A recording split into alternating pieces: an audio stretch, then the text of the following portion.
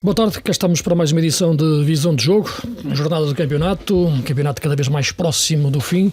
Há aqui mais um jogo pendurado, o Benfica já resolveu um jogo que tinha atraso, venceu o Gil Vicente por 3-0, mas ainda agora tem o Benfica Farense para jogar a meio da semana e tem a importância de que vamos ter na próxima semana um clássico, um Porto-Benfica, um jogo da época para o Porto, disse um pouco o André Vilas Boas ontem, mas acredito que com isso queira dizer também a importância que estes jogos têm para o Porto, historicamente, mas já não tem neste campeonato, porque 9 pontos são muitos pontos quando faltam 7 jogos para jogar.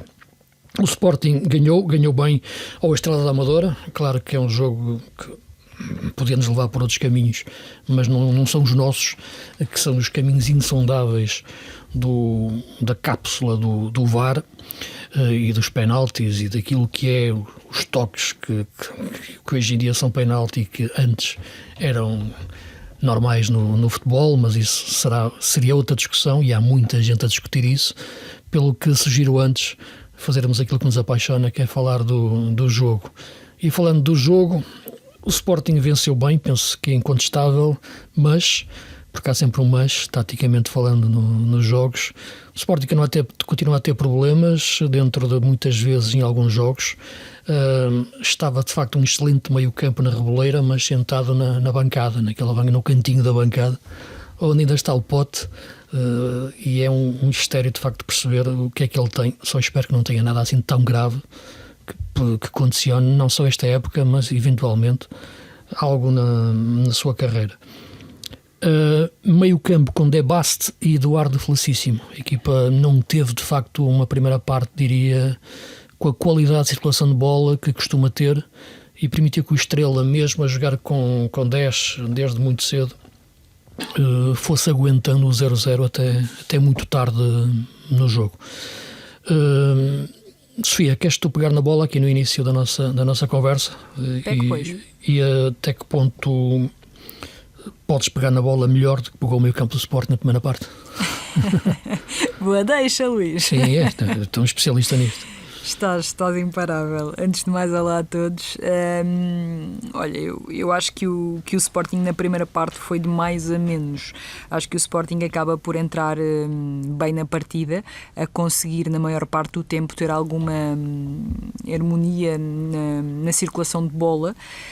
É verdade que, sobretudo com as arrancadas de Gyökeres, que tem sido a grande vitamina dos ataques do Sporting, mas há uma boa combinação com o Kenda logo à partida, a partir da direita.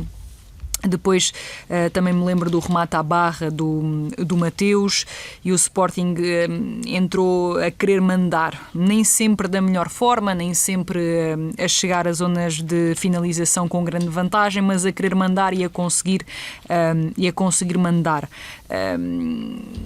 Mas depois, aí a partir dos 10 minutos, portanto foi um período curto, a partir dos 10 minutos o Sporting foi decrescendo na qualidade de circulação. Parece-me que o Estrela, com a estrutura espelho que proporcionou nessa partida, condicionou bastante o Sporting, sobretudo porque o Sporting não teve muita capacidade de sair do 1 para 1, essas marcações individuais que o Estrela proporcionava, muitas das vezes o Sporting não conseguiu contornar, e quando tu tens os jogadores do outro lado com tamanha impetuosidade a chegarem-te à bola e a quererem morder os teus calcanhares, tu tens de ter ou recursos individuais acima da média, ou então do ponto de vista coletivo tens de tentar sempre aparecer com uma linha de passe, a conseguir enquadrar os teus jogadores de frente para o jogo, senão torna-se muito difícil saíres dali. Quando sais até encontras espaço para poder sair, mas geralmente o Sporting não conseguiu sair. Acho que o Eduardo Felicíssimo não esteve a um grande nível. Atenção, isto é preciso fazer aqui a ressalva de que estamos a falar de um jogador que fez pouquíssimos minutos na equipa principal, que é ainda muito jovem, mas acho que não ajudou, e é preciso dizer, como dizemos para os outros, é preciso dizer para as coisas também menos positivas. Quando temos de elogiar, elogiamos. Acho que errou demasiados passos naquela zona do terreno. Sofia, ver o Eduardo Felicíssimo, que na seleção às vezes joga ali quase como um 8, na equipa B já ouvi jogar a central pela direita, embora seja a raiz dele mais um 6, onde devia jogar mais vezes na seleção sub-20, não ter de facto essa proteção de especialização nas equipas por onde passa para depois aparecer na equipa principal na posição de médio centro, não te parece? E mais, Luís, eu concordo com a tua análise, mas além de percebermos claramente que ele não se sente tão confortável, ou pelo menos não tem o tal hábito, e o hábito para o jogador é uma coisa muito importante, o hábito faz com que os jogadores, à medida que o tempo vá passando, se comecem a sentir mais capazes depois de acrescentar as suas próprias características individuais, e eu acho que ele não tem hábitos ali. Não é demais reforçar que o meio-campo foi composto por 2 jogadores com poucos hábitos, porque o Zeno também não tem propriamente muito hábito a jogar naquela posição. Acima de tudo, parecem-me 2 médios demasiado posicionais contra uma equipa, neste caso contra um adversário que já se perspectivava que se fizesse valer da sua organização defensiva. Não tens ali nenhum médio propriamente com rasgo, propriamente que leva a bola para a frente, tenha na variabilidade de passe, neste caso aquele passe mais criativo, uma das suas principais armas. É verdade que o Zeno dos 2 ainda é o que tem mais variabilidade no passe longo, no passe curto, de passe vertical, mas não é propriamente, nem vai ser, na minha opinião, não é propriamente um médio com as características ideais para ser para encontrar espaços que parecem não existir, não vai ser esse médio. Portanto, o Sporting acaba por jogar com 2 médios muito equilibradores nesse sentido, e depois tem 2 alas, e aí esse é o meu principal ponto e a minha principal crítica às escolhas de Rui Borges. Depois tem 2 alas que são 2 laterais, e o Sporting com Rubén Amorim jogava com 2 extremos. Eu já não me peço que Rui Borges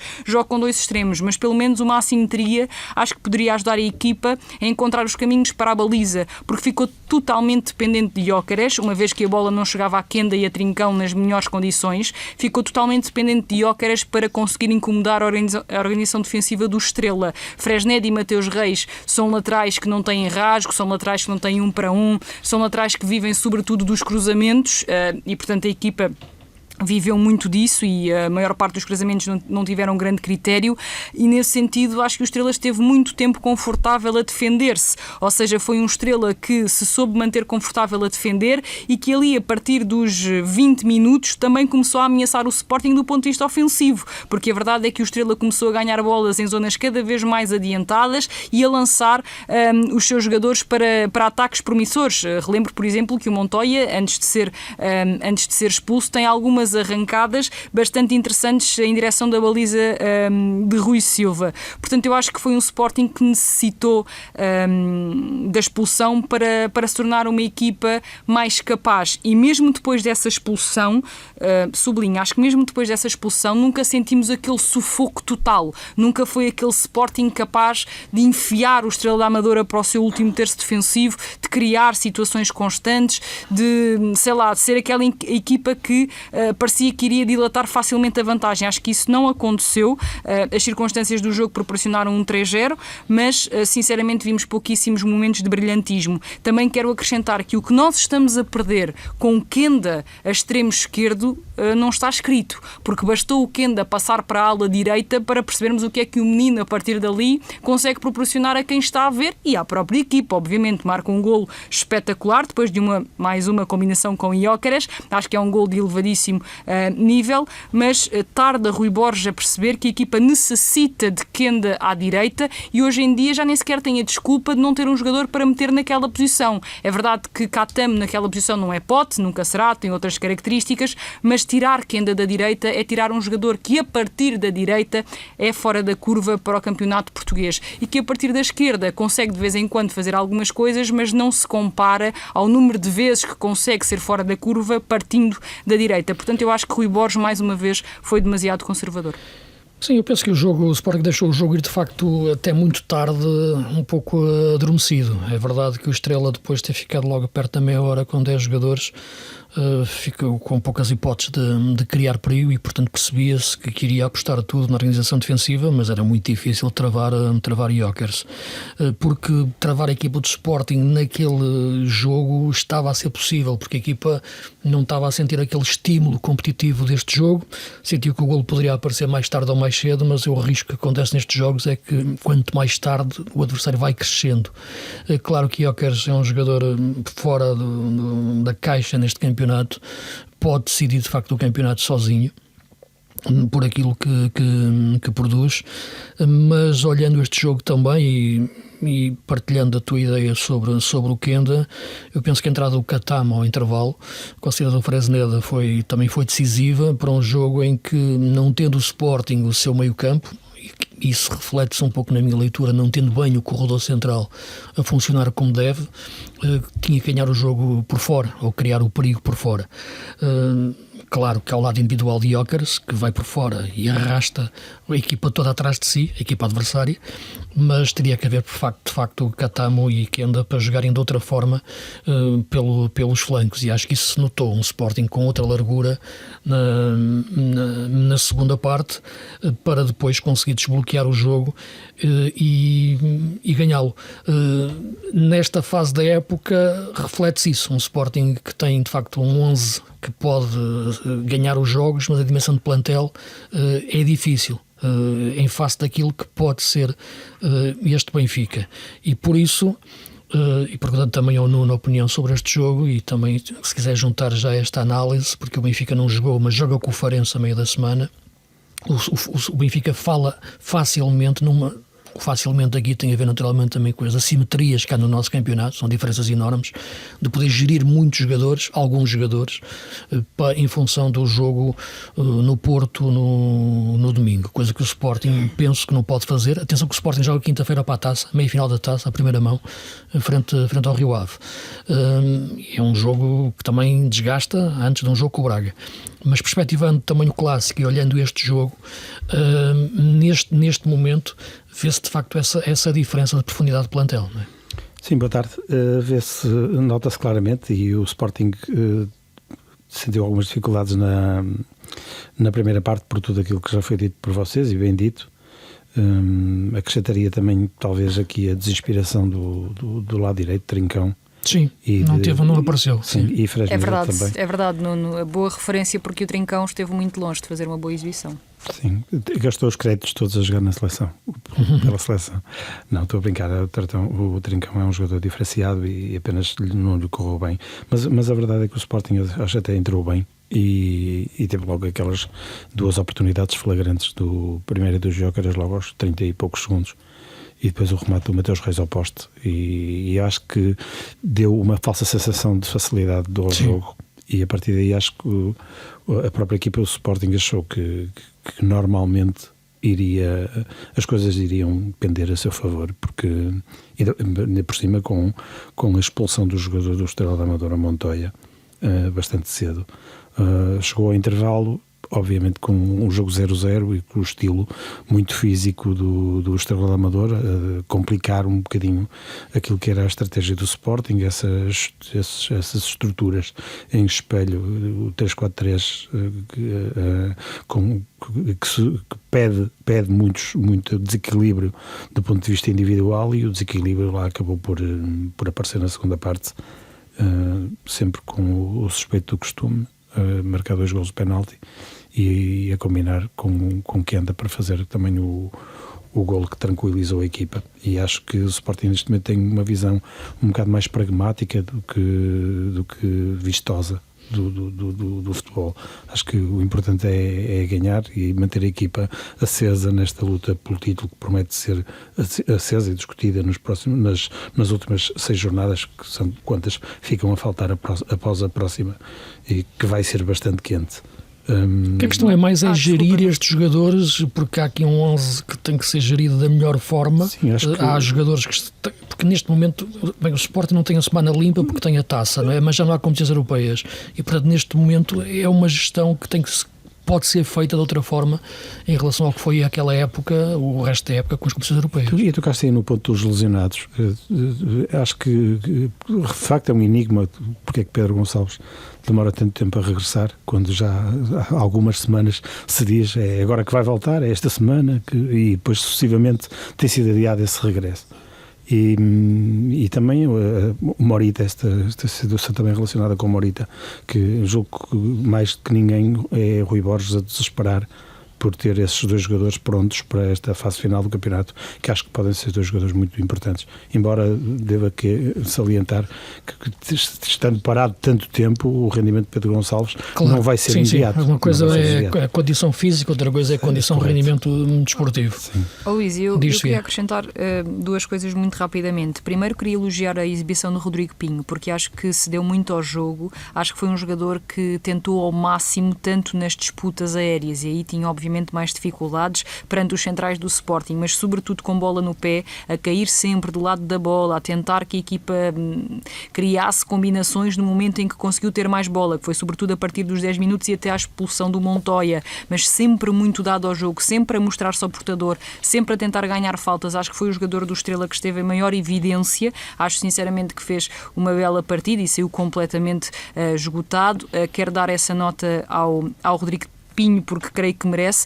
E do outro lado, deixa-me dizer que, e o Nuno já tocou na questão da exibição do Trincão, mas é difícil também, pelo menos a meu ver, para o Trincão ter tanta facilidade em combinar quando tem Fresneda do seu lado. É muito mais fácil combinar com o Kenda. São jogadores que têm uma linguagem muito mais orgânica, muito mais automática. São jogadores que, no fundo, falam a mesma língua, um bocadinho como se dizia que Fábio Vieira tinha de pisar os mesmos terrenos de Mora, porque são jogadores que se entendem de uma maneira completamente diferente, e este foi o primeiro grande teste de Rui Borges frente a um bloco defensivo mais baixo. Até agora, mesmo as equipas que esperavam que tivesse outro tipo de postura perante o Sporting, Casa Pia, Famalicão, Estoril, AVS, foram equipas que tentaram distribuir a posse com o Sporting, que dividiram, que tiveram iniciativa. O Estrela Amadora foi a equipa que teve menos iniciativa e que se preocupou mais nos aspectos defensivos e não se preocupou tanto com os aspectos ofensivos.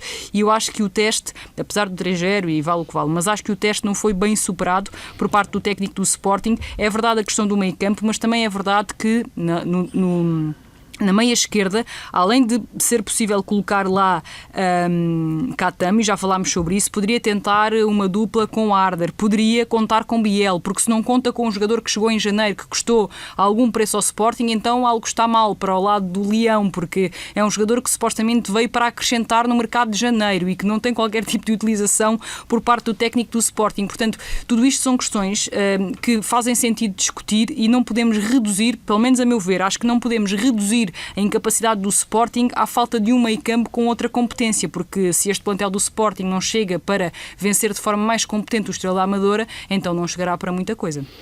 Sim, a questão do meio-campo coloquei mais como um ponto de partida para o nosso debate. Vamos olhar já para aquilo que é a próxima jornada, porque a próxima jornada de facto não é que seja decisiva, mas vai deixar marcas decisivas. Não é bem a mesma coisa, porque temos um Porto Benfica e um Sporting Braga, portanto os 4 primeiros vão estar em confronto, e no caso do clássico em si, o Porto aborda este jogo depois de ganhar 2 jogos seguidos, e já é notícia para o Porto, exatamente. E para Anselmo ganhar estes 2 jogos, embora tendo um jogador como o Rodrigo Mora, de facto, a fazer aquela jogada, um treinador parece logo melhor, não é? De facto, quase que ilumina o treinador aquela jogada. Pois, mas apostar nele também é mérito, não é? Sem dúvida nenhuma, sem dúvida, e sobretudo porque juntas Mora e vais buscar uma posição para o Fábio Vieira. E vão lá ver quantas vezes é que Vítor Bruno jogou Mora, junto a Mora e Fábio Vieira. Poucas vezes, embora, Sofia, devo dizer, na minha leitura, em que uma coisa é fazê-lo agora, nesta fase da época, já perto da 30ª jornada, outra coisa é desde o início. Eu acho que o Vítor Bruno caminhava para fazer isso se tivesse esse tempo, na minha opinião, de o juntar, até porque o Fábio Vieira não estava num bom momento na altura em que o Vítor Bruno saiu. Portanto, eu acho que caminhava para este ponto, mas naturalmente fica este ponto de interrogação. Neste momento, sim, a equipa pede de facto estes jogadores. E há também aqui um aspecto, e perspectivando o clássico, o Porto repetiu o 11, não é? Também nestas 2 vitórias seguidas, mas repetir o 11 agora contra o Benfica é meter o Eustáquio central. Contra o Benfica não é a mesma coisa de que contra o Aves e contra o Estoril, com todo o respeito para estas 2 equipas, que é muito. É um grande clássico. Como é que vocês olham para este jogo? Eu acho que a Selmi descobriu ali uma estabilidade na equipa, mas obviamente que uma coisa é jogar com o Aves e com o Estoril, apesar deste jogo do Estoril ter sido bastante mais exigente que o anterior. Mas encontrou ali um ponto de estabilidade e de equilíbrio em todos os setores. Mas eu por acaso acho que vai repetir o 11 também contra o Benfica. Acho que vai voltar a jogar com o Eustáquio atrás, porque lhe dá também soluções de saída diferentes do que apostasse noutros jogadores. E soluções defensivas. E sim, também. Mas, também? Não, soluções defensivas não. Nesse aspecto não lhe dá as mesmas garantias. Porque a exigência que vai ter contra o Benfica melhor é diferente. os defesas centrais, ou seja, tanto o Marcano como o Neon Pérez não ficam obrigados a fazer, pelo menos a meu ver, a fazer coisas tão exigentes. Podem Sem fazer dúvida. diagonais mais curtas, a defender. A questão que eu coloco, Sofia, é que quando digo questões defensivas nem estava a pensar nos centrais, ou melhor, estaria a pensar também porque estava a pensar na equipa toda, mas mais na questão, novamente, porque eu acho que as equipas crescem e encolhem a partir do meio campo. Acho que as equipas começam a construir a partir do meio campo, não é a partir da defesa, na minha opinião. Não é de trás para a frente, é do meio para os lados, e os lados é o ataque e a defesa. É retirar a peça Eustáquio do meio campo. A questão é só essa. Eu vejo bem o Eustáquio central. Agora, custa-me a ver o meio campo sem o Eustáquio neste momento, neste tipo de jogos. Mas consegue equilibrar mas o com a La Varela. Mete-se lá. Mete-se lá sempre. Sim. Junto a Varela. Não, o que vocês dizem é que defende a 4, ou pode defender a 5, mas constrói depois com a 3 e o Eustáquio sobe. Sim. Vimos tudo neste jogo com o Estoril, não sei se concordas. Exato, concordo em absoluto. Sim. Agora este Benfica exige outra coisa, não é? Vai colocar outras exigências ao processo de transição defensiva e ao processo defensivo do Porto. Mas acho que mais uma vez o Porto está mais do que nunca obrigado a ganhar este jogo e a jogar para ganhar. Portanto, acho que não vejo outra via que não seja, mesmo correndo os riscos de que estás a falar, de colocar Eustáquio atrás, não dando aquela tal segurança defensiva. Mas refiro ao meio campo, no desequilíbrio defensivo pós-perda da bola na transição defensiva. Na transição defensiva, exatamente. Não dá o equilíbrio defensivo no aspecto da falta de um elemento no meio campo. Mas acho que o Porto está obrigado a partir este jogo, porque a partir deste jogo ia arriscar muito. E só pode arriscar tendo Mora, PP e Fábio Vieira em campo. Mas tu, quando de repente estás a imaginar um jogo partido em que o Porto não tente ganhar pelo meio campo, mas tendo um bloco às vezes mais baixo e apostar mais na profundidade, será por aí? Até porque Anselmi, como já disse, não é o tal romântico da posse, é um treinador que sabe baixar o bloco e depois jogar na profundidade, para o bem e para o mal.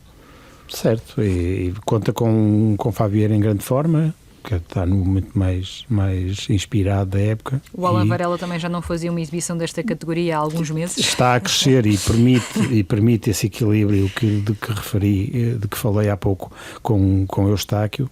E depois também tem sempre Samu, que é aquele jogador chatinho na frente, embora com as limitações técnicas que todos vemos que tem, mas é um jogador que cria oportunidades, que procura espaço e que se tiver oportunidades vai marcar mais vezes do que falhar.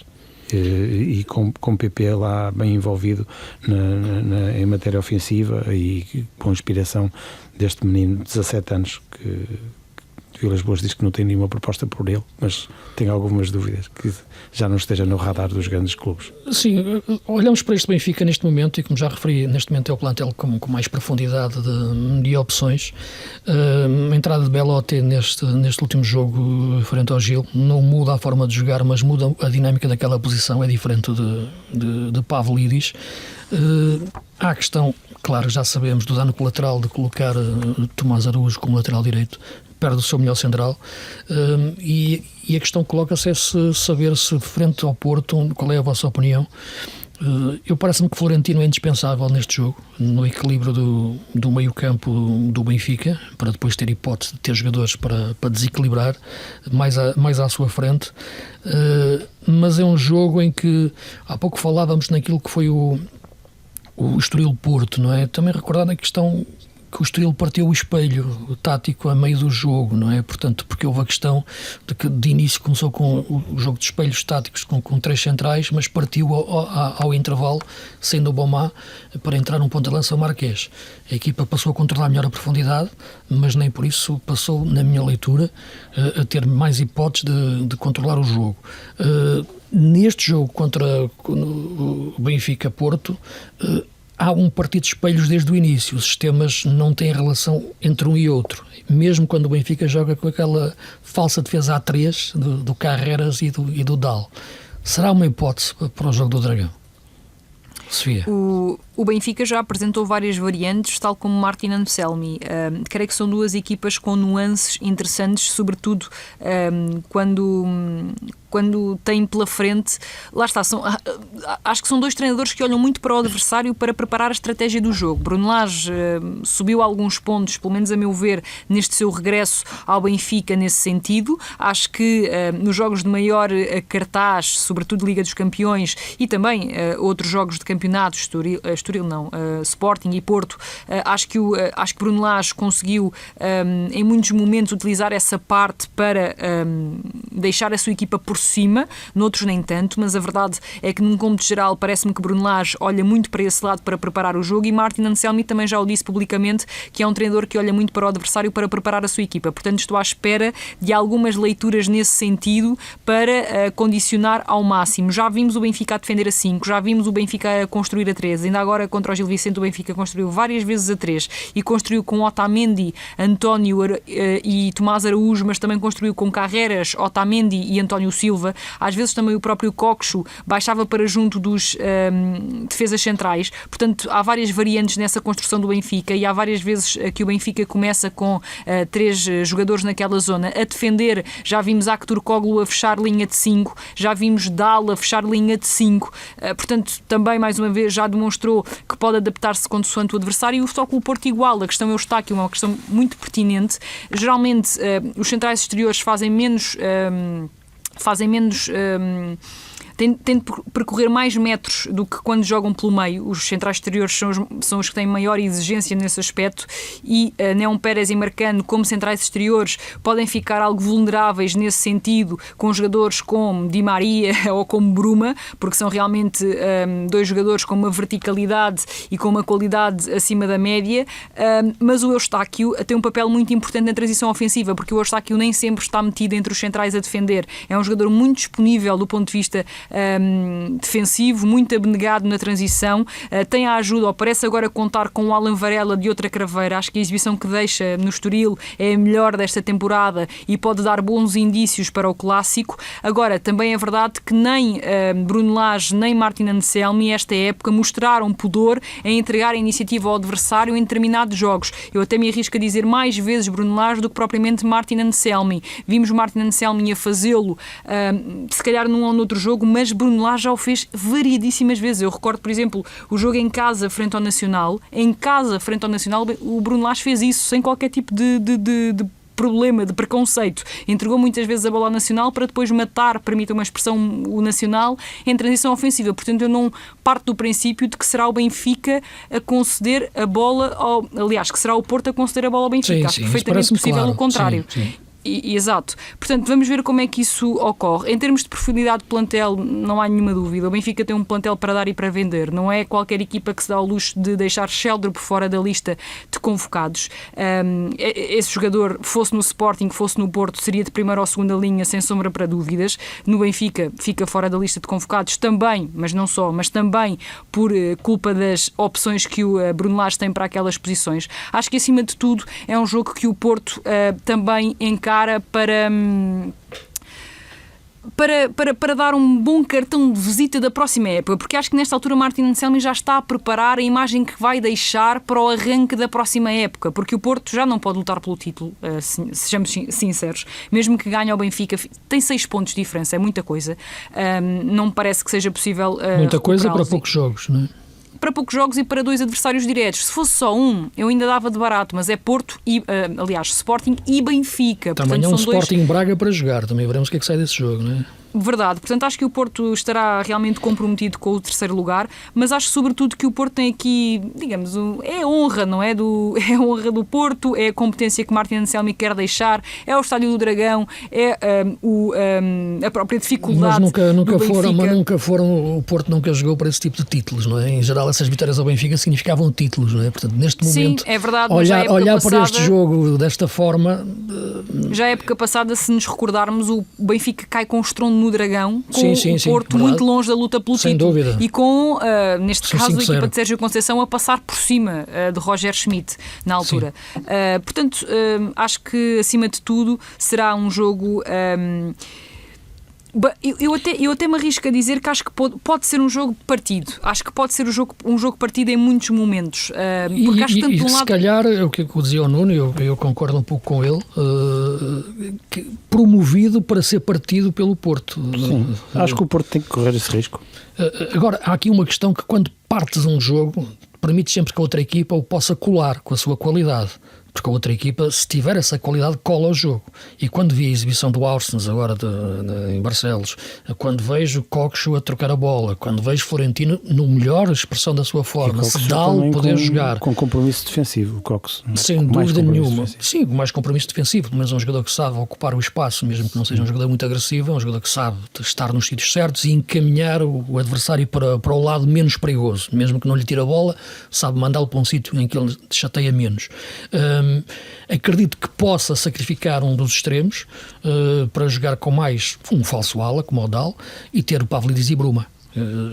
Agora, mas, Luís, eu acho é que o Benfica, se o Porto apostar nesse jogo partido, o Benfica pode colar esse jogo para jogar o seu jogo.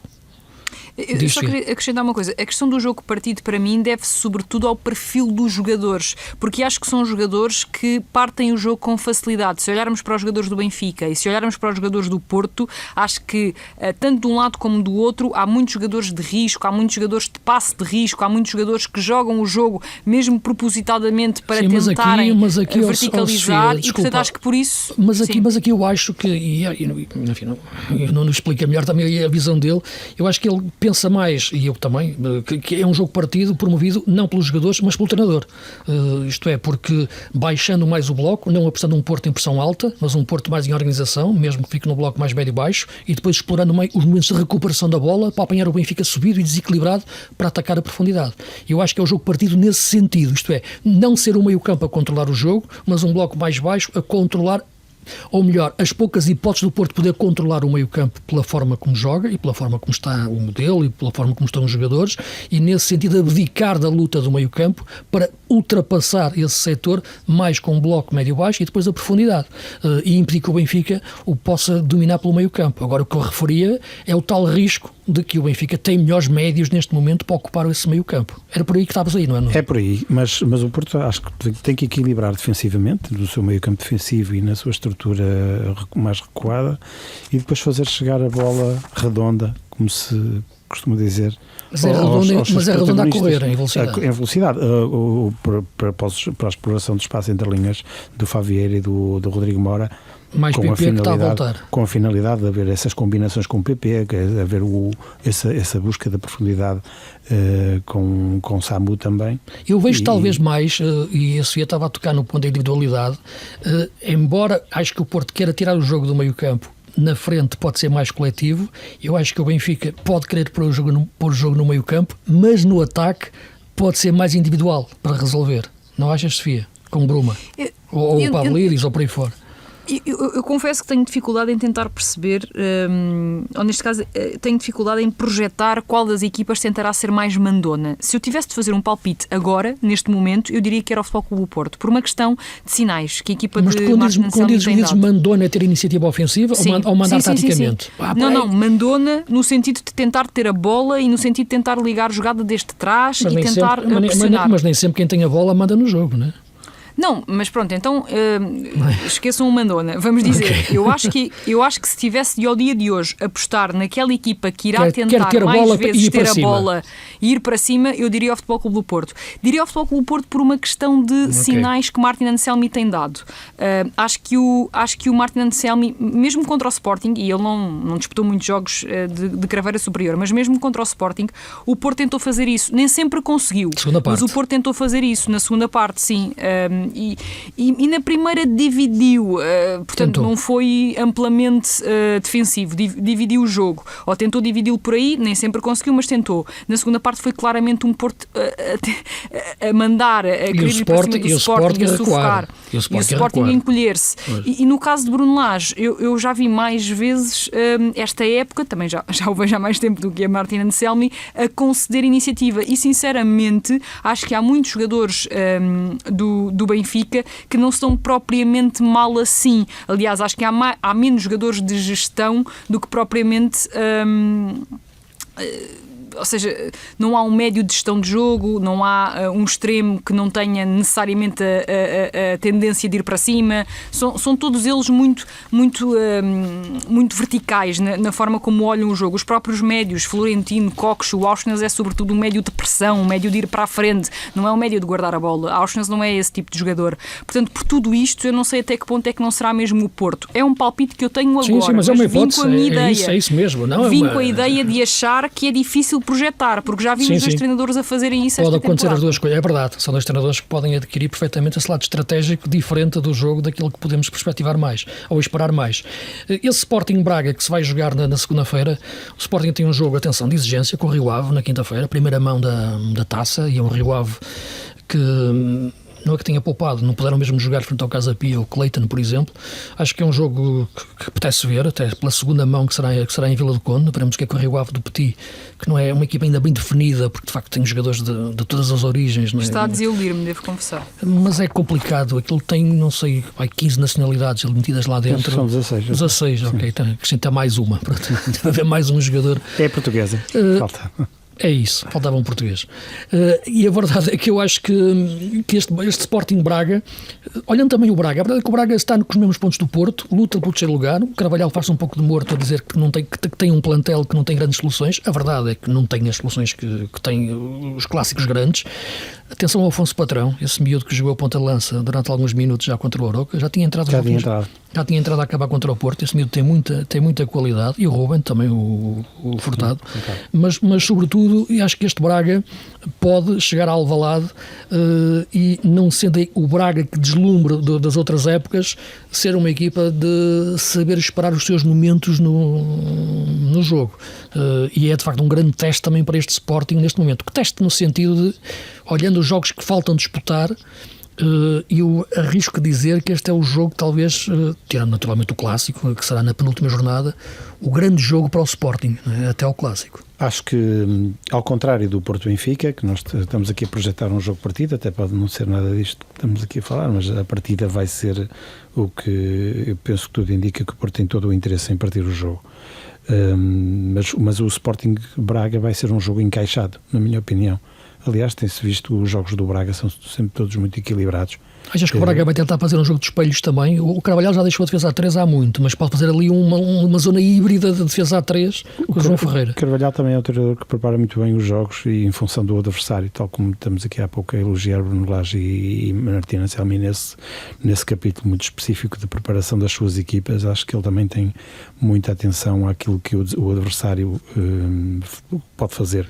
Agora, neste momento, o crescimento que está a ter o Racic e o regresso de Salazar está a dar outro corpo ao meio campo. E o Ricardo Horta, portanto, sim, tudo bem, mas em relação à equipa, o que não tinha, eu acho que é o Salazar e o Racic estão a fazer a equipa ganhar mais corpo no meio campo, até nos momentos mais difíceis. Quase que o Aroca criou muitas dificuldades. Sim, mas vem o Braga tem uma dinâmica de vitória, tirando aquela derrota ali com o Rio Ave há pouco tempo, mas é uma equipa que acaba com maior ou menor dificuldade, tem vindo a ganhar os seus jogos, muitas vezes com alguma felicidade, como foi o caso de ontem. A parte final dos jogos. Estava 2-1 e aquela bola oposta já no tempo de poderia correr mal, mas as equipas também se fazem assim um bocadinho destes momentos de estrelinha, e acho que o Braga tem condições para discutir o jogo com o Sporting por todas essas fragilidades que também já apontamos, à escassez de opções do Rui Borges no Sporting.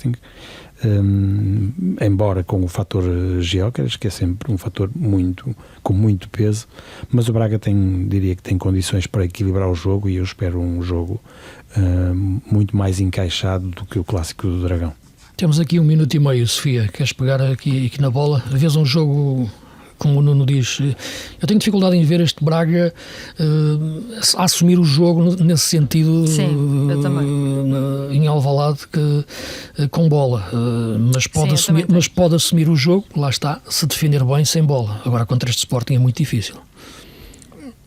Sinceramente, as últimas exibições do Sporting não têm deixado sinais propriamente positivos. Pelo menos a meu ver, acho que o Sporting vai dependendo mesmo muito de Gyökeres, e o que lhe vale é estar num campeonato em que isso por si só vale muitas vitórias.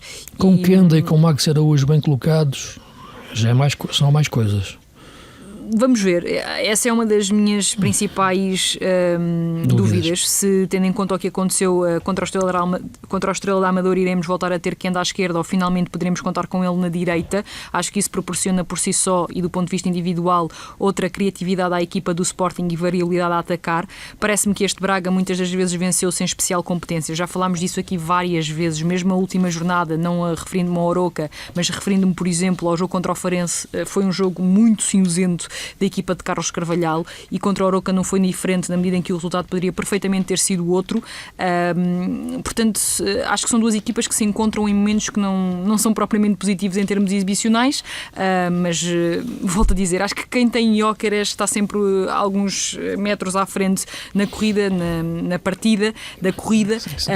Resolve até o problema do meio campo, até o Gyökeres, não é? Resolve muitas vezes, e o próprio Braga também é uma equipa algo frágil. Deixas de olhar para outros lados, não é? Olhando para, mas o Braga, estou de acordo com o Luís, o Braga ganhou outra dimensão com Salazar e com o método de forma de Ricardo Horta e com Racites, que já tinha entrado muito bem quando era suplente, tinha vindo a entrar bem. Como foi a contratação de janeiro, portanto é aqui a realçar isso. Continuando a olhar para o nosso campeonato, porque estamos perto do fim, eu acho que há aqui quase 3 campeonatos, né? Nós estivemos aqui na parte principal a falar do campeonato, do primeiro campeonato, do título, embora Braga e Porto estejam longe. 9 pontos é muito nesta fase, porque faltam 8 jogos, mas atenção, porque como referimos a confrontos diretos, e já vimos acontecer de tudo no futebol, embora no futebol português é mais difícil de acontecer de tudo, acontecem quase sempre as mesmas coisas. Mas vamos ver. Olhando aquilo que é os outros campeonatos, que é o campeonato da luta por um lugar europeu, a Liga Conferência, porque atenção, esta questão do 3º e 4º lugar também tem essa importância em relação a Porto e Braga, porque quem quer ir em 4º lugar cai na Liga Conferência e terá que jogar esses playoffs, enquanto que o Porto, que pode-lhe acontecer isso, que seria inédito, o Braga poderá até na Liga Conferência encontrar, digo eu, uma hipótese de ir longe, ainda mais longe de uma competição europeia do que já foi. Neste caso seria ganhá-la, porque já foi a uma final de uma Liga Europa. Mas a questão é que esta época, e já falaremos disso mais na parte final dos nossos programas, há ali um Mundial de Clubes no meio que ainda não percebi bem como é que vai encaixar exatamente nas férias dos jogadores e depois no início destes playoffs e destas pré-eliminatórias para as competições europeias. Vai ser de facto muito, muito complexo. E há outro campeonato, que é o campeonato da luta pela permanência, que nesta altura é quase a luta pelo play-off, porque Farense e Boa Vista estão a descolar. Por onde vocês querem começar? Ontem estive num bom Moreirense Vitória a comentar o jogo. É um prazer sempre ver o Vitória jogar, porque é ver o Andel, é ver o Tiago Silva, é ver o João Neves, é ver o Nuno Santos, João Mendes. E o Telmo Arcanjo? O João Mendes disse outro nome, não é? Sim. O João Neves também é um prazer ver. O João Neves, não, desculpa lá. Lá está, são os erros de simpatia, sim. E o Telmo Arcanjo, que também foi. O João Neves é um prazer ver no PSG, na seleção, é um objeto misterioso. Já falamos disso a semana passada. Não vamos voltar a isso, senão ficamos meia hora com isso. Mas um bom jogo, e o Telmo Arcanjo, sim, que de facto, como eu disse, não tirou um coelho da cartola, tirou 4 coelhos da cartola seguidos e fez um grande golo. Mas depois também do outro lado o Benny, que jogou muito. Eu gosto muito do Benny, já gostava dele, o Bernardo, quando estava no Leixões, e o meu amigo Gouveia dizia que tinha lá um miúdo que eu tinha que ver com mais atenção, porque ele era meio rebelde e não se afirmava na equipa, até nem nos treinos, quanto mais nos jogos, e ele pôs a cabeça no sítio e agora tem jogado muito. Não sei se vocês viram o jogo, porque de facto o jogo em si teve 2 boas equipas, mas eu a comentar disse que o prémio de melhor em campo tem que o partir ao meio, metade para o Benny e metade para o Telmo Arcanjo. Viste, Nuno? Vi. Achei, sinceramente, quando o Vitória fez o segundo golo, achei que o jogo estava ganho para o Vitória, mas o Moreirense sempre foi uma equipa muito competitiva, já com o César Peixoto era uma equipa competitiva, portanto o Vitória colocou-se a jeito e depois acabou por sofrer aquilo aos 77 minutos, o gol do empate pelo Benny, que também é um jogador que depois dessa época que tu falaste do Leixões, que foi ao Benfica, não resultou claramente no Benfica, andou na equipa B, depois acabou por de empréstimo em empréstimo até agora se fixar. Ele esteve no Aves já há pouco tempo. Esteve no Aves também e agora penso que está a ser mais afirmativo. Está com outro compromisso perante o seu talento. Não é? Exato, sim, ganhou mais maturidade, acho que vai muito por aí. E o Moreirense está perfeitamente estabilizado na classificação, conforme já dissemos aqui algumas vezes, é sempre o grande objetivo do seu presidente. Já questionamos aqui diversas vezes qual é a estratégia de orientação do Moreirense, e eu sempre disse a mesma coisa: é fazer uma boa primeira volta, garantir os pontos suficientes para não descer divisão e depois ir gerindo a situação. E nestes jogos, tratando-se ali de um jogo entre equipas distanciadas de muito poucos quilómetros e tem outro caráter. São 10 quilómetros, não é isso? Sim, cresce ali um bocadinho da rivalidade. Sim, sim, é um bom ambiente. Sim, são sempre jogos com bom ambiente. Os jogadores de Moreirense, claro, que ganham outra motivação, porque acredito que os jogadores de Moreirense todos gostavam de dar o passo, e esse passo seguinte seria sempre jogar num clube como o Vitória, e o Vitória lá caminha, tem o seu trajeto um pouco cambaleante nos últimos tempos, mas também tem muito a ver com a época desgastante que teve. Sim, uma época desgastante, e uma época que o plantel sempre em obras, com os jogadores entrar e sair. E acaba por ser uma época muito positiva, porque a participação na Liga Europa, na fase regular, acabou por ser muito boa. Mas para ser positiva tem que conseguir novamente a qualificação para a próxima época numa competição europeia. Na próxima jornada há um Vitória Santa Clara, por isso a importância do Vitória, se tivesse ganho este jogo, dependeria de si próprio para passar ao 5º lugar. Aqui vai ter que jogar naturalmente também com os resultados de Santa Clara, mas será um jogo de facto que apetece ver, esse Vitória Santa Clara da próxima jornada, não, Sofia?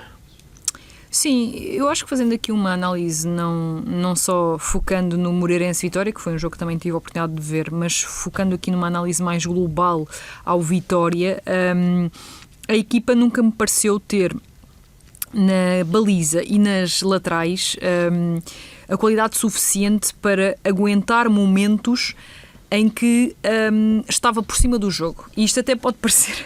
Dizes laterais, estás a falar dos defesas laterais? Dos laterais? Sim, os laterais e na baliza. Sim. Na baliza. Não estás a falar dos extremos, estás a falar dos defesas laterais. Dos laterais, sim. Exatamente. Eu acho que o Vitória, do meio campo para a frente, e até agora ganhou mais hipóteses, mas já tinha muitas hipóteses para os centrais, e às vezes a sensação que passa, e muitas vezes a sensação que passa, é que o Vitória não consegue transformar em situações de golo e em golos os períodos do jogo em que está muito por cima.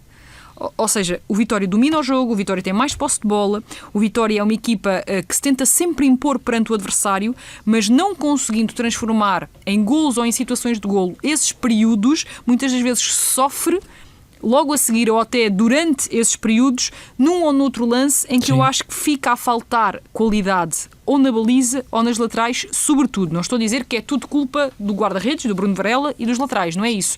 Mas muitas das vezes acho que é aí que mora a lacuna do Vitória. E eu não tenho absolutamente nada contra o Bruno Varela, mas eu acho que é um dos jogadores que faz uma carreira mais interessante, tendo em conta a qualidade que tem. Acho que faz uma carreira muito superior à qualidade que tem. Acho que ao longo desta temporada, mais uma vez, colocou muitas vezes a equipa em xeque. Percebo perfeitamente que Luís Freire ou outro qualquer treinador tenha muitas dificuldades em retirar o Bruno Varela da baliza.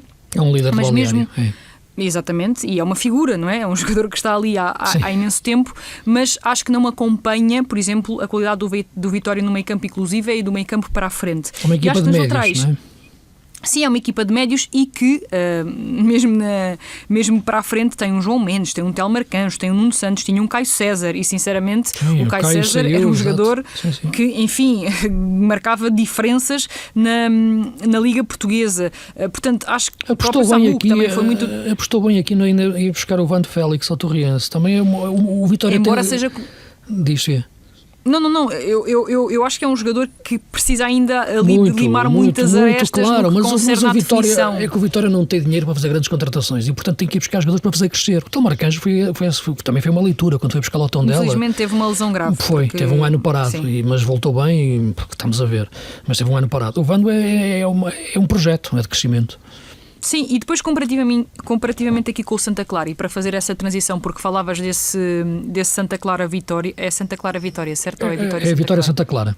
Vitória Santa Clara. Em Guimarães, então. e é um jogo, portanto, o Vitória está a 5 pontos e tudo que não seja ganhar põe o Santa Clara de facto bem encaminhado para a fase final. Mas nós estamos a falar aqui de intenções coletivas muito distintas, porque a equipa do Santa Clara é uma equipa que não tem qualquer problema em não pegar na bola, em conceder o protagonismo ao adversário. Diferentes, sim. Exatamente, Vasco Matos é um treinador que assenta muito mais a sua equipa numa boa organização defensiva e depois em lançar bolas, seja para o Vinícius, seja para o Gabriel, e o Gabriel tem mais argumentos ainda do que o próprio Vinícius Lopes. E nesse sentido, parece-me que mais uma vez será um jogo em que o Vitória poderá ter domínio, em que o Vitória poderá chegar com facilidade ou poderá instalar-se com facilidade no meio campo ofensivo. Mas lá está, pode ser aquele jogo que expõe ao limite esta questão que estamos aqui a falar de o Vitória nem sempre conseguir transformar em golos e a questão defensiva, ou fazer golos nos melhores períodos. Sim, e depois ao contrário também expõe essas tais fragilidades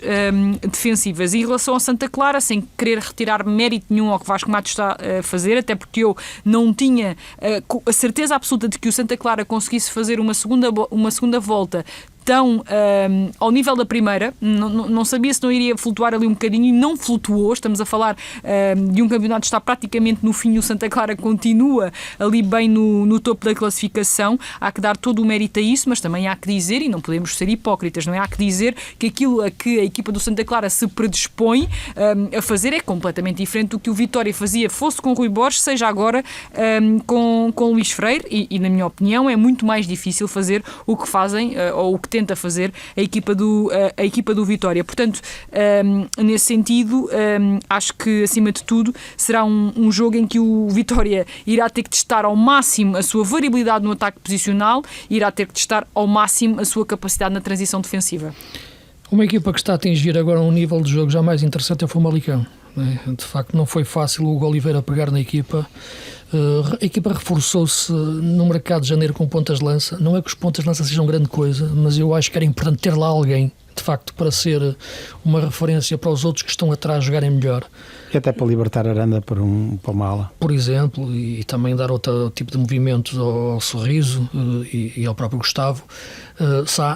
Estou a gostar muito de ver aparecer aquele miúdo do meio campo, o Matias de Amorim, que é um miúdo que cresceu em França, no Bordeaux, e está agora já na equipa do Famalicão, já desde a próxima época, porque o Famalicão tem um bom projeto de equipa sub-23 e é de facto um bom médio centro. Não sei se vocês têm visto jogar, ele está com 20, 21 anos, não te consigo precisar, mais de 21 não tem. E joga muito bem, ele tem passe, fez um excelente jogo contra o Aves. Está a jogar ao lado do Tom Van der Leck, que joga muito bem, que é um bom médio, e parece-me que nesta altura é este tipo de jogadores que podem... roubou o lugar a Topic, que era sim, mas é um jogador que eu estou a gostar muito, dos tais jogadores que gosto de descobrir. Vocês também olharam para estes jogadores já também de uma forma mais... abriram mais os olhos do que eu? Eu acho que o Famalicão tem tido um grande mérito na capacidade de recrutamento destes jogadores no estrangeiro, em particular, porque há aqui vários exemplos, mesmo o Deloy, o Justin Deaz, o central, também foi um jogador bem recrutado. E o histórico do próprio clube, não é? Sim, mesmo o Otto Solimata, que não aparece muitas vezes, mas é um jogador interessante, eu gosto de ver. Mas já devia ter aparecido, não é? Porque, de facto, é o finlandês, aquele 10 é pequenino, é um bom jogador, mas falta-lhe um pouco de competitividade. Se calhar não está no contexto... Agora, este Famalicão, sim, se olharmos para trás, até o próprio Racic chegou para o Famalicão. Certo, e o Pedro Gonçalves e por aí fora. Mas este mercado estrangeiro é importante. Sim, e acho que é uma política que todos os clubes desta média dimensão devem seguir. Um bom investidor. Tem um ponto negativo, digamos assim, que é o facto de os treinadores não conseguirem manter um projeto de continuidade, porque o principal objetivo do Famalicão é, sem dúvida nenhuma, ter um bom recrutamento também para depois vender, e por aí percebe-se que muitos jogadores, muitos jogadores de qualidade saem do Famalicão, mas é difícil encontrares um treinador de Famalicão que saia valorizado, e isso diz um bocadinho do projeto do Famalicão, pelo menos a meu ver. Não, é verdade, porque há um caso que me parecia que ia ser clássico de valorização, que era o João Pedro Sousa, saiu de forma estranha, voltou, e também voltou a ser de forma estranha. e quando digo estranho aqui, não estou a falar de nada que ilícito ou algo, atenção, nada que ponha em causa as pessoas, mas que acho que é um treinador que de facto poderia muito ser a imagem deste projeto do Famalicão para ser valorizado, como tu disseste, porque de facto é verdade isso. Nos últimos jogos, parece que não consegues ter o melhor dos dois mundos. Sim, mas nos últimos jogos o Famalicão tem ganho sempre os jogos em casa. Curiosamente, era um problema na entrada do Hugo Oliveira, que não ganhava em casa. Espero que o Hugo Oliveira saia valorizado, não é? Porque de facto foi uma aposta de risco do Miguel, não é? Sim, é uma estreia. Do Miguel Ribeiro, o presidente. E é uma estreia como treinador principal. Exato, por isso mesmo é que disse de risco. Mas conseguiu equilibrar esta equipa. De facto, há aqui um antes e um depois do mercado de inverno. Quando o Hugo Oliveira entra e tem essas dificuldades de assumir o jogo em casa, joga com Aranda como ponta de lança e obviamente diminui a equipa perdeu o Cádiz da época passada. Recordar que a época passada perdeu um bicho na frente, que era o Cádiz. a referência de ponta de lança. E agora, com o mercado de inverno, também estou de acordo que estes jogadores não são extraordinários. Os pontas de lança não são jogadores de fazerem 15 golos por época, mas permite que Sorriso e Aranda explorem as faixas centrais e que Gustavo Sá tenha liberdade naquela posição de que tanto gosta, e é a posição certa para ele. E eu tenho gostado muito das exibições do Rodrigo Pinheiro. Acho que está um lateral cada vez Sim, mais completo. É verdade que ele tem um perfil muito unidimensional, se quisermos, ou seja, é um lateral que tem na sua capacidade de fazer todo o corredor com bastante facilidade e tem na sua verticalidade as suas principais características, mas está cada vez mais capaz de definir bem. Geralmente opta pelo cruzamento atrasado, sabe muito bem o que fazer com a bola quando ganha a vantagem. Acho que vem crescendo na equipa do Famalicão e isso também tem sido importante para a própria produção ofensiva da equipa. Não é todos os dias que uma equipa fora dos três grandes marca 4 golos. Pelo menos na nossa liga não é assim tão comum. Sim. E vamos falar também aqui da luta pela permanência. À hora que estamos a gravar aqui o podcast, vai-se jogar um Boa Vista Gil Vicente. E nesse será até no dia seguinte onde estamos a gravar, e será muito importante porque falávamos aqui há pouco do que é o Gil Vicente, ou melhor, do que é o César Peixoto atualmente, do que tinha sido no Moreirense, e estabilizou o Moreirense, mas meteu-se aqui num bom problema no Gil Vicente, né? A equipa de facto deu poucos sinais competitivos frente ao Benfica. Tem alguns jogadores interessantes, mas a equipa não está a evoluir nesta altura. Não, pelo contrário, sinceramente acho que até está a exibir maiores dificuldades, e o que mais estranha é que o César Peixoto vem de um trabalho que até pode ser considerado positivo no Moreirense. Acho que o Moreirense fez muito bons jogos, inclusivamente contra o Benfica. Sim, venceu o Benfica. Fez o jogo, e com um plantel pior, na minha opinião. E contra o Porto, causou muitas dificuldades, eliminou o Porto a taça. E agora... Pior do que o do Gil, dizes tu? Para mim, sim. Para mim, o Gil tem muito mais variabilidade e heterogeneidade nos jogadores e qualidade do que o Moreirense. E o que surpreende é essa falta de reação da equipa. Talvez na defesa não esteja de acordo contigo, mas sim. Mas não há reação da equipa. Isso é que me parece o maior enigma. E parece-me também difícil perceber como é que César Peixoto também não consegue dar a volta a isto. Tem este jogo, de facto, com o jogo Boa Vista. Acho que o Gil Vicente ainda assim tem, mesmo não estando em boa forma e estando com esta quebra de confiança, porque houve uma mudança de treinador e deveria haver uma reação imediata, acho que tem argumentos muito superiores ao Boa Vista, apesar dos reforços de inverno do Boa Vista, que lhe deram ali outro caráter, mas que eu acho que não vão ser suficientes. Como é que vês esta passagem do César Peixoto do Moreirense para o Gil, e pegar neste Gil? De facto, eu percebo que quando dizes isso estás a pensar no Fujimoto, estás a pensar no Félix. Não, defensiva, acho que é ela por ela. Mas na defesa acho que quando vejo o Marcelo e o Maracás, vejo melhor do que os centrais do Gil, mesmo respeitando e muito o Ruben Fernandes, que aliás até o próprio o César poupou no jogo agora frente ao Benfica. Porque se visse o quinto amarelo, não jogava frente ao Boa Vista, e acho que a nível a importância do jogo percebe-se a decisão. Mas a nível defensivo acho que a equipa tem mais dificuldades do que a linha de 4 do Moreirense. Acho que é mais por aí, porque de resto sim, tem mais talento. percebo. Também acho que o Marcelo e o Maracás são dois centrais que, para a realidade do Moreirense, claro, cumprem bastante. É esta dimensão. Acho que por aí podemos pegar, mas acho que em tudo o resto a equipa é superior, e além disso continuo sem compreender nada. Perdeu, repara, desculpa Sofia, o Gil perdeu em janeiro um jogador que poucos davam importância, mas que era muito importante, que era o Gbane, aquele médio centro. Mas também ganhou o Bamba. Eu gosto muito de ver o Bamba jogar. De facto é um canhoto que sai com muita elegância, mas o Gbane já era um jogador feito e que nestas equipas que sofrem mais do que jogam era muito importante naquela equipa. Eu percebo e concordo. Acho que o Bamba tem potencial. Acho que contra o Benfica foi um jogador que se mostrou. Sim. E foi-se mostrando bastantes vezes. 20 aninhos. Sinceramente, eu acho que esta mudança é uma mudança que prejudica o César Peixoto, porque eu acho que ele estava a conseguir manter um nível muito interessante no Moreirense, até tendo em conta as próprias dificuldades do plantel, as próprias saídas e as mexidas da estrutura do Moreirense em janeiro, no mercado de janeiro, prejudicaram bastante a equipa, a meu ver, mas ainda assim o Moreirense conseguiu ser uma equipa mega competitiva. Lembro-me, por exemplo, do jogo que faz na Luz, que é um jogo que, enfim, espremeu tudo o que havia para espremer do ponto de vista individual. Perdeu esse jogo, mas foi claramente um jogo muito superior ao que o Gil Vicente fez frente ao mesmo Benfica, e nesse sentido acho que prejudica o treinador, e acho que os próprios jogadores, com este abanão no final, na reta final do campeonato, pode realmente não ser a tónica certa, sinceramente, para o que falta jogar. O jogo contra o Boa Vista, acho sinceramente que será um jogo dificílimo. O Boa Vista sabemos que é uma equipa que tem na sua agressividade, na sua verticalidade em transição ofensiva,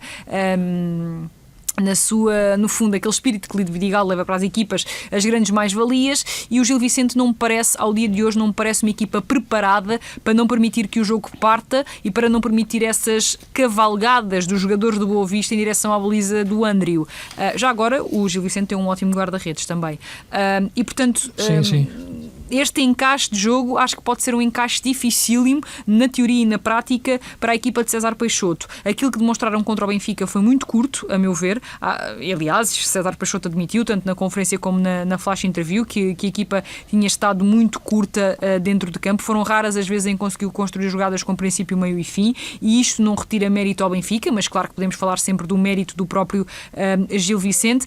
Acho que tem plantel para mais, e não sei se não houve aqui um volto de face que levará a que o Gil Vicente fique nestas últimas jornadas do campeonato com as calças na mão, porque os jogos são difíceis. Os jogos do Gil Vicente até ao final do campeonato são difíceis. Eu estava aqui a olhar para o calendário. Sim, e além dessa deslocação ao Bessa, tem vários jogos difíceis, mas tem Vitória. Sim, há aqui um Estrela Aves na penúltima jornada que pode ser uma coisa decisiva, porque, enfim, eu olho para estas contas, enfim, com todo respeito para o Boa Vista, naturalmente seria uma coisa histórica conseguir a recuperação, e o próprio Farense, que deixou-se de facto sugar para uma zona de descida, que eu acho que esta equipa podia ter outra capacidade, não é? Eu acho que o próximo jogo da próxima jornada, um Farense Casa Pia, será decisivo. A equipa terá que o ganhar para tentar colar à corda do play-off. Mas não sei se concordam, mas este plantel do Gil Vicente não é plantel para estar a lutar para não descer para a zona de play-off. Pelo menos a meu ver. Sim, acho que não é para isso. Não. E aliás, durante muito tempo pensou-se que... Eu acho que a equipa não teve logo desde o início... O clube, não é? Desde a saída do José Marreco. O próprio despedimento do Bruno Pinheiro não continua sem ter uma explicação plausível. E mesmo no início da época, quando um treinador sai antes de começar o campeonato, percebe-se que alguma coisa não estava bem, não é? Não, eu estava a falar do Farense, do José Marreco, lá está, que saiu do Gil, e o Farense que não consegue, de facto, tem esse jogo com o Casa Pia que eu acho que é decisivo para a equipa se meter ainda... Decisivo, enfim... Podes dizer, mas ainda faltam continuar 7 jogos, mas está com 17, a seguir está o Aves com 23. Acho que os 5 pontos são por aí, não é? O Farense é uma equipa que 6 pontos antes. Até apresenta alguns processos interessantes e até cria muitas situações de golo, várias vezes durante os jogos superior ao adversário, mas depois peca na finalização, comete muitos erros, entra em conflito consigo própria. E acaba por estar nesta situação. Mas tem jogadores interessantes. Faz lembrar um bocadinho mas é um menino. É um plantel curto, claro que sim. É dos mais curtos da Liga. Perdeu o ponta de lança, o Mané já não, muitas vezes já lhe custa, não é? Se não for o mais curto, eu tenho guarda-redes, dificuldades em encontrar um plantel tão curto como o do Farense, sinceramente. Sim, tirando o caso do Boa Vista, é dos plantéis com mais dificuldades. Sim. Acho que estas duas equipas são claramente as que têm menos argumentos no campeonato, e acho que estarão. Não queria fazer aqui a sentença de morte às equipas, mas acho que é claro que são as duas equipas que estão em muitas dificuldades. Já 6 pontos para 3 equipas, ou seja, teria que correr tudo muito mal. Mas voltando um bocadinho ao Gil Vicente, o que mais me espanta é a falta de capacidade de reação da equipa, é esta mudança de treinador. Normalmente uma mudança de treinador implica outro tipo de coisas, e César Peixoto está muito habituado a fazer mas repara que muda de treinador quando as coisas estão a correr bem, o que não é necessariamente igual a mudar de treinador quando as coisas estão a correr mal. E pôs-se a jeito. Acho que também é uma decisão precipitada do Gil Vicente de despedir Bruno Pinheiro. De facto as coisas não estavam a correr mal, mas houve ali uma ou outra vitória que dava sinais interessantes à equipa, ou seja, não dava estes sinais deste escalado. A meu ver. Algumas? Mentirosas, sim, algumas em que a equipa derrotas mentirosas para Bruno Pinheiro. Mais, sim. Certo, ou seja, foi precipitado, mas depois disso acho que a substituição do treinador deveria ter provocado ali um abanão na equipa, um choque, e que não provocou. E isso é que mais me surpreende até. Ok, vamos ficar por aqui esta semana. Depois, na próxima jornada, teremos muito que falar, porque teremos Clássico e o Braga Sporting, e o Sporting Braga, perdão, para além, claro, naturalmente, dos outros jogos do campeoto. Santa Clara, do Vitória Santa Clara. O Vitória Santa Clara, sim, e também, enfim, olhando cá para baixo, esse duelo, esses duelos que vão ter o Aves Estoril, o Estrela da Amadora que vai ao Nacional, portanto serão sempre jogos, e o Farense Casa Pia, jogos mesmo de corda no pescoço. E depois havemos de falar também no que está a ser há muito tempo que não havia uma segunda liga tão emocionante. Confesso que muitas vezes já estão a dar tantos jogos ao mesmo tempo e eu fico a ver os jogos da segunda liga, porque de facto têm sido grandes jogos esta semana, o Vizela Portimonense, o Passos Ferreira Chaves, o Alverca contra o Feirense, tudo a jogar para subir, estão muitas equipas ali na luta pela subida. Na próxima semana, atenção, um Chaves Vizela, que será de facto um jogo impressionante, e depois a seguir vai existir um Vizela Alverca, portanto muitas equipas a jogar para e temos o Diogo Nascimento a ter um protagonismo que eu acho que não devia ser de segunda liga, mas pronto, não sei o que é que ela anda ali a fazer, com todo o respeito para o Vizela. O Diogo que jogou a 6 no losango do Rui Borges, do Rui Jorge na seleção sub-21 em losango, e jogou muitíssimo bem. De facto é um miúdo que joga com uma qualidade tremenda, e o Vizela... Formação de Benfica, para quem não sabe. Sim. É ali mais como um 10 até no Benfica, mais como um segundo avançado. Aqui joga mais como um 8-6. Joga muito. Mas vamos falar da segunda liga numa próxima oportunidade, porque são jogos que me referi, tenho visto sempre, e dá vontade às vezes de sair de jogos da primeira liga para ir comentar jogos da segunda, porque têm sido grandes jogos, sinceramente, e esta fase final vai ser quente.